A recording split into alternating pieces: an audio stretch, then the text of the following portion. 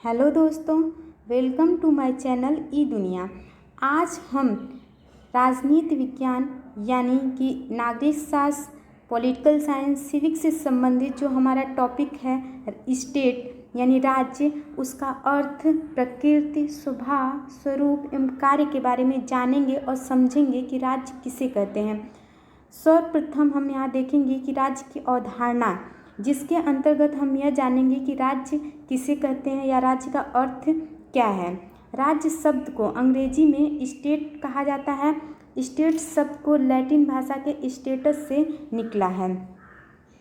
Latin भाषा में status शब्द का अर्थ दूसरों की तुलना में उच्च स्तर है, जिसका शाब्दिक अर्थ किसी व्यक्ति के सामाजिक स्तर से है, लेकिन धीरे धीरे इसका अर्थ बदल जाता है। बाद में इसका अर्थ पूरे समाज के स्तर पर हो जाता है, जिसको हम आगे जानेंगे कि कैसे पूरे समाज के स्तर पर हो जाता है। राजनीति विज्ञान के अध्ययन का केंद्र विषय जो है राज्य है। राज्य क्या है? यह राजनीति विज्ञान का एक जटिल प्रश्न है और प्रत्येक व्यक्ति राज्य का सदस्य होता है। यहाँ पे यह देखेंगे कि जैसे राजनीति विज्ञान के अध्ययन का केंद्र विषय जो राज्य है, तो यहाँ पे आप कह सकते हैं कि जो राज्य को कभी कभी हम राष्ट्र, समाज या सरकार के पर्यायवाची की तरह प्रयोग किया जाता है। और राज्य शब्द का प्रयोग राज्य शब्द का प्रयोग क्या है? राज्य प्रबंधन और राज्य की सहायता आदि के लिए भी किया जाता है। जैसे कि भारतीय संघ के राज्य या अमेरिका को बनाने वाले जो 50 राज्य हैं, उन्हें भी राज्य कहा जाता है। परंतु राजनीति विज्ञान में हम इस शब्द का प्रयोग अलग प्रकार से करते हैं, जिसको हम बाद में देखेंगे कि विभिन्न विद्वानों ने विभिन्न तरीके से इसको परिभाषित किया है और बताया है कि राज्य किसे कहते हैं। यहाँ हम देखेंगे कि राज्य को साधारण भाषा में क्या कहते हैं, यानी कि राज्य का अर्थ हम कह सकते हैं कि राज्य जो है समाज से बना है और राज्य सभ्य समाज की पहचान है। जब समाज असभ्य था तब राज्य नहीं था। और सभ्य समाज किसे कहते हैं? सभ्य समाज जब आया, उसने सुरक्षा, शांति व्यवस्था, न्याय सुनिश्चित हो, इस पर ज़्यादा जोर दिया और इसी को सुनिश्चित करने के लिए राज्य का जन्म होता है। यहाँ पे देखेंगे कि यही जो है सुरक्षा सुनिश्चित करना या शांति व्यवस्था बनाए रखना, न्याय प्रदान करना लोगों को, यही राज्य के आवश्यक कार्य भी हैं। अब हम यहाँ कह सकते हैं कि जैसे जैसे समाज बदलता है वैसे वैसे राज्य भी बदलता है। आप खुद देखिए, जो भी 19वीं सदी में समाज था या राज्य का स्वरूप था, आज वो 20वीं सदी में नहीं है। और या हम कह सकते हैं 21वीं सदी में राज्य में परिवर्तन हो रहा है और राजनीति शास्त्र का केंद्रीय विषय जो है वह राज्य बन गया। और जब राज्य बना तो समाज में परिवर्तन हुआ। तो इस तरह हम कह सकते हैं, जब समाज में परिवर्तन हुआ तो राज्य में परिवर्तन हुआ, राज्य में परिवर्तन होगा तो राजनीति में परिवर्तन होगा। अगर समाज बदलेगा तो राज्य की प्रकृति भी बदलेगी और जब राज्य की प्रकृति बदलेगी तो राजनीति बदलेगा। इस प्रकार से जो है राजनीति एक गत्यात्मक प्रक्रिया है, या कह सकते हैं कि मतलब प्रागैतिहासिक काल में देखें तो सभ्य समाज था, लेकिन जब हम उसको ऐतिहासिक काल में देखें तो सभ्य समाज था और प्रागैतिहासिक काल में जो समाज था वह असभ्य था। तो माना जाता है कि जो ऐतिहासिक काल से ही सभ्य समाज के उत्पन्न हुआ और वहीं से राज्य का भी उत्पन्न माना जाता है या राज्य का जन्म माना जाता है। क्योंकि जब सभ्य समाज आया तो उसने सुरक्षा, शांति व्यवस्था और न्याय को सुनिश्चित हो, इस पर जोर दिया, जिससे कि राज्य का जन्म हो। या कह सकते हैं कि राज्य जो है समय और परिस्थितियों के अनुसार बदलता रहता है। या हम यहाँ पे हम देख सकते हैं, मान लीजिए राज्य में जब शासन एक व्यक्ति का था तो क्या होता है? राजतंत्र होगा। लेकिन वहीं जब कुछ व्यक्तियों का शासन होगा, कुछ व्यक्ति का शासन होगा तो वहाँ कुलीन तंत्र होगा। और जनता की सरकार जब होगी तो वहाँ लोकतंत्र होगा। यहाँ पे आपको बताते भी चलें, जो राज्य का उदय आधुनिक काल की देन मानी जाती है। जो हम कह सकते हैं कि सर्वप्रथम इसका प्रयोग जो है मैकियावेली ने किया, और ऐसा माना भी जाता है कि जो पुनर्जागरण आंदोलन या धर्म सुधार आंदोलन या व्यापारिक वाणिज्यिक आंदोलन का परिणाम स्वरूप ही 16वीं सदी में राज्य अस्तित्व में आया, और मैकियावेली ने इस शब्द का सर्वप्रथम प्रयोग अपनी पुस्तक द प्रिंस में किया था। यहाँ पे हम भारतीय संदर्भ में या प्राचीन भारत में राज्य का स्वरूप कैसा था उसको जानने या समझने का प्रयास करेंगे कि प्राचीन भारत में आरंभ से ही सामाजिक व्यवस्था सुरक्षा को बनाए रखने के लिए राज्य की आवश्यकता को समझा गया था। ऐसी अवधारणा थी कि यदि राज्य जो है अपराधियों को दंड नहीं देता है तो समाज में अव्यवस्था यानी मत न्याय उत्पन्न हो जाएगी।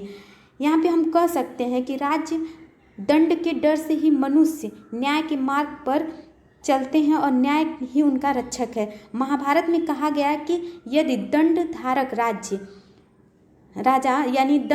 राजा पृथ्वी पर ना हो तो सबल निर्बल का भक्षण उसी प्रकार करेंगे जिस प्रकार जल में बड़ी मछली छोटी मछली का भक्षण करती है। यानी कि जिस प्रकार से एक तालाब में, एक नदी में बड़ी मछली छोटी मछली को खा जाती है, उसी को मत्स्य न्याय कहते हैं। अगर यहाँ पे यह कहा जा सकता है कि अगर राजा जो होगा वह दंड नहीं निर्धारित करेगा या राज्य में होने वाले जो अपराध है उसके लिए दंड नहीं देता है तो समाज में मत्स्य न्याय जैसी व्यवस्था उत्पन्न हो जाएगी।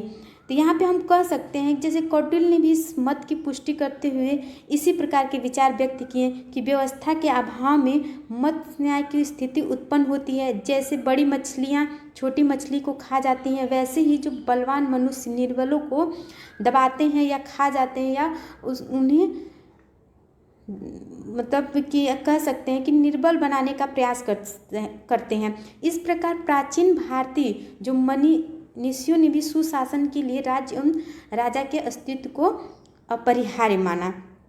यहाँ पे हम देखेंगे कि कैसे विभिन्न विद्वानों ने भी राज्य को परिभाषित किया है, जिसमें कार्ल मार्क्स के अनुसार राज्य एक वर्गीय संस्था है। कुछ विचारक मानते हैं कि राज्य एक ऐसी वस्तु है जो संपूर्ण समाज को होने के साथ साथ संपूर्ण समाज के लिए है, तो कुछ इसे शक्ति की व्यवस्था मानते हैं। अन्य विचारक इसे लोक कल्याण की व्यवस्था भी मानते हैं।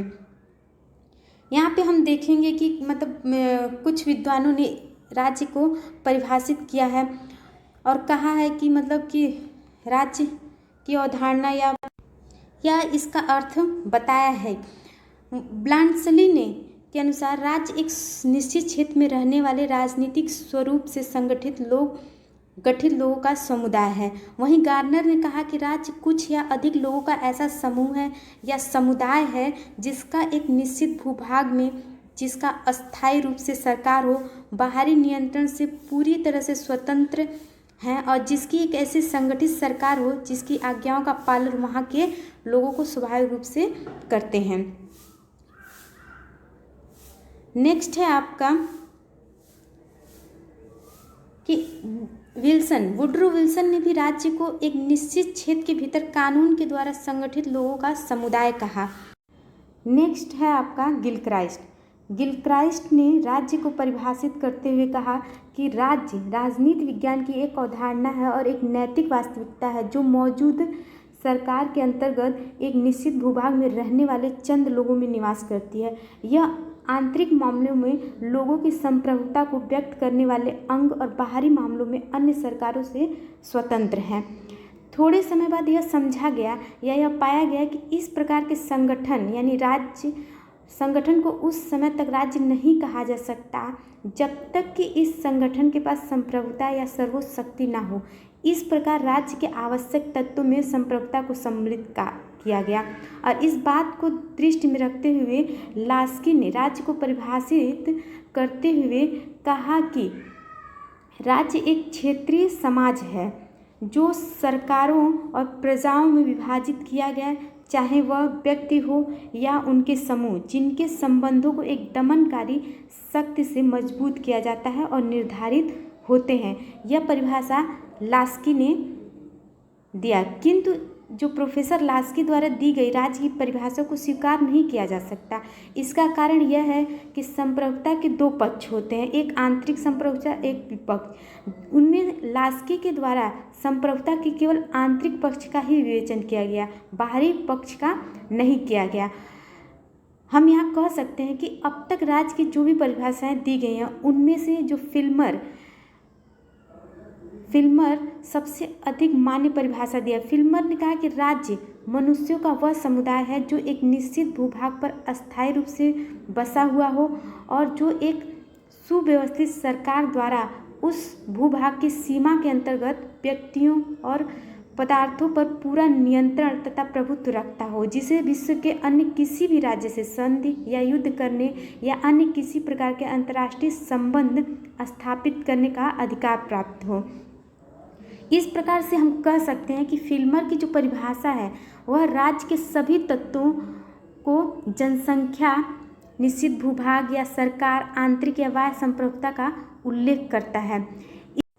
इसके अलावा गार्नर ने राज्य को परिभाषित करते हुए कहा कि राजनीति विज्ञान का अध्ययन का आरंभ और अंत राज्य से है। वहीं हीगल ने राज्य को परिभाषित करते हुए कहा कि राज्य पृथ्वी पर ईश्वर का अवतरण है। तो वहीं लुई 16वें जैसे जो राजा था फ्रांस का, उसने यहाँ तक कह दिया कि मैं ही राज्य हूँ। इसके अलावा ग्रीन ने राज्य को परिभाषित करते हुए कहा कि राज्य का आधार शक्ति नहीं, इच्छा है।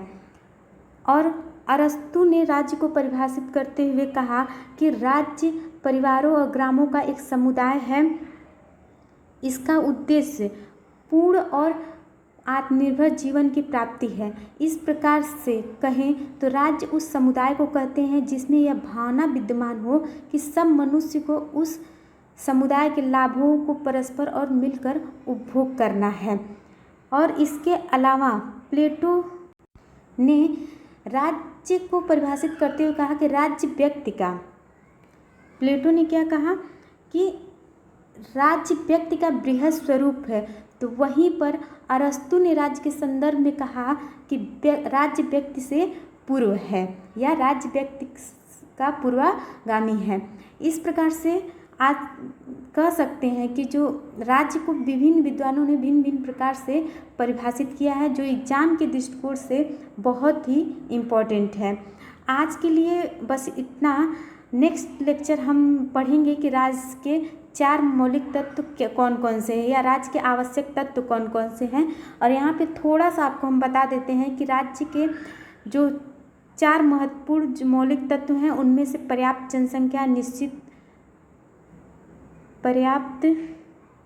जनसंख्या, निश्चित भूभाग, दूसरा है हमारा निश्चित भूभाग, और तीसरा जो है